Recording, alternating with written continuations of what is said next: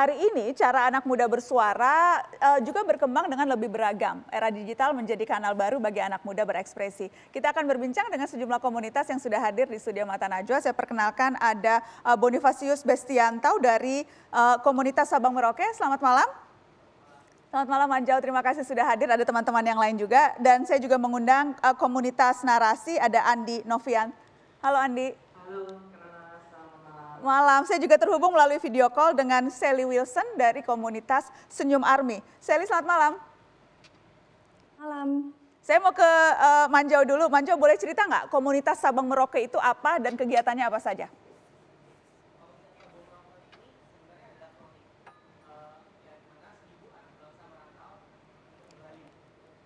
Seribu anak bangsa merantau untuk kembali.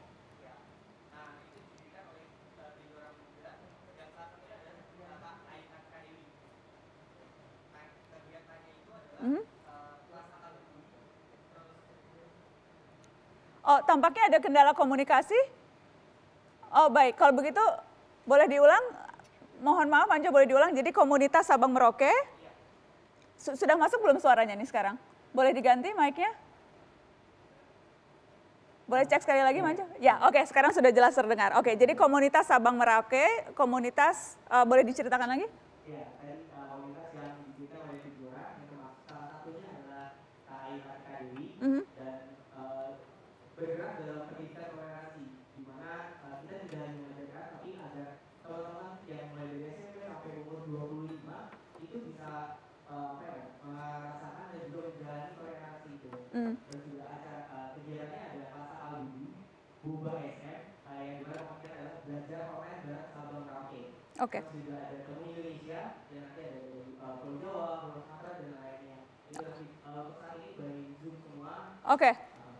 Sorry, katanya masih ada gangguan teknis, sambil kita berusaha perbaiki dulu gangguan teknis audionya. Saya akan ke Sally dulu kalau begitu sambil kita perbaiki yang di studio, karena sayang sekali tadi cerita Sabang Merauke-nya tidak terdengar dengan jelas. Saya ke Sally dulu. Sally, boleh cerita Senyum Army itu apa? Senyum Army adalah komunitas dari fans BTS. Saat ini kami ada 77 anggota. Kegiatan kami ada kegiatan sosial kemanusiaan dan juga proyek-proyek anniversary, jadi proyek untuk ulang tahun BTS. Saya tahu kemarin sempat bikin gerakan vaksinasi, kemudian sempat juga dipuji oleh Sekjen PBB karena begitu banyak peserta yang ikut. Boleh cerita sedikit soal itu? Jadi kebetulan karena relasi yang baik dengan Gotik, saya dihubungin oleh pihak Gotik yang memiliki program vaksin bersama Polda Metro Jaya. Kemudian tugas saya di sini adalah memikirkan bagaimana sentra vaksin ini dibuat menjadi berbeda dari biasanya. Jadi tugas kami Senyum Army adalah mengajak sebanyak-banyaknya masyarakat supaya mau divaksin. Oke. Dengan menghadirkan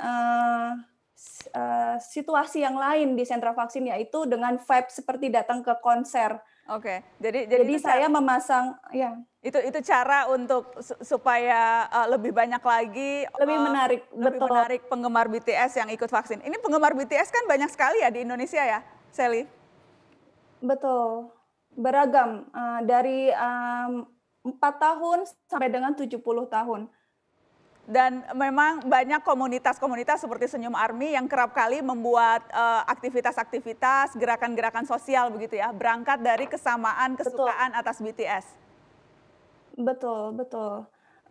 Kegiatan sosial kemanusiaan itu sering sekali digagas oleh Army, seperti menanam pohon, juga melepas kura-kura, juga ada kegiatan saat pandemi Army juga menginisiasi kegiatan membantu nakes dengan berdonasi lebih dari 389 juta waktu itu donasi yang terkumpul.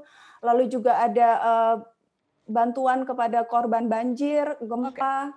Seperti Oke. itu, banyak sekali kegiatan ARMY.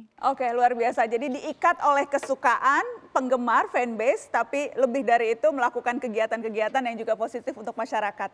Terima kasih Sally sudah bercerita soal gerakannya. Saya ingin kembali, mudah-mudahan sudah bisa manjau.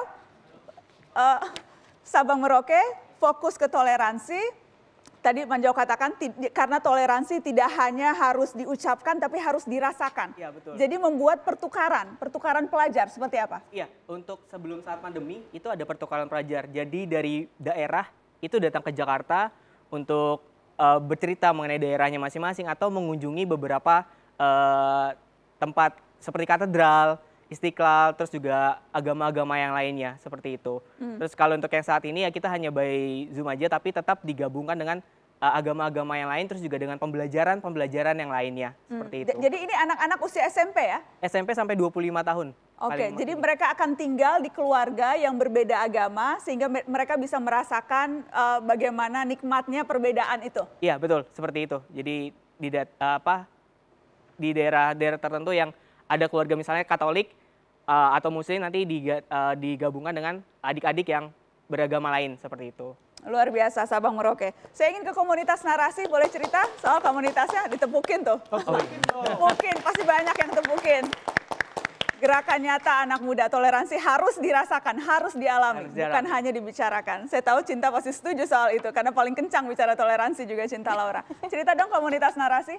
Oke, terima kasih Kak Nana. Jadi komunitas narasi itu komunitas yang dikelola oleh narasi, namanya dulunya adalah komunitas Mata Kita, sekarang menjadi komunitas narasi. Itu adalah komunitas yang kita gunakan sebagai tempat wadah untuk bertukar pikiran, berkarya, berkreasi, untuk anak-anak muda dari seluruh penjuru daerah, provinsi di Indonesia, dan juga ada beberapa perwakilan juga di mancanegara. Intinya kita ingin melakukan sebuah kegiatan yang untuk bisa memiliki dampak yang positif bagi negeri, baik itu mungkin seperti yang terkait dengan lingkungan, terkait dengan anti korupsi, itu terkait dengan pendidikan dan sebagainya, seperti itu Kak. Dan saya tahu membernya sudah ratusan ribu ya? Iya. Sudah berapa yang tercatat sekarang? Saya agak lupa, mungkin ratusan ribu, 500 ribu lebih. Oke, dan kegiatannya itu dilakukan di daerah masing-masing? Betul. Di daerah masing-masing. Jadi tergantung dari apa yang penting di isu lokal di daerah itu yang kemudian diangkat menjadi aktivitas. Betul, jadi kita biasanya akan berkoordinasi, berkolaborasi, intinya kolaborasi dengan komunitas-komunitas yang ada di daerah masing-masing, apa isu sosial yang ada di sana, apa isu yang mungkin perlu diangkat, perlu dibantu oleh kita sebagai komunitas narasi, maka kita akan bersama-sama membantu. Dan itu mungkin tidak hanya di tempat itu saja, kita bisa kolaborasi antar daerah, misalnya Jabodetabek dengan Jawa Tengah, Jabodetabek dengan Sulsel, Jabodetabek dengan Sumatera, dan sebagainya seperti itu Kak. Baik, baik. Terima kasih sudah bercerita soal komunitasnya, gerakan anak muda di berbagai daerah. Kita akan kembali setelah ini, yang isu yang juga sangat penting, yang seringkali dipandang sebelah mata, isu kekerasan terhadap perempuan. Kita akan bahas itu setelah pariwara, tetap di sini.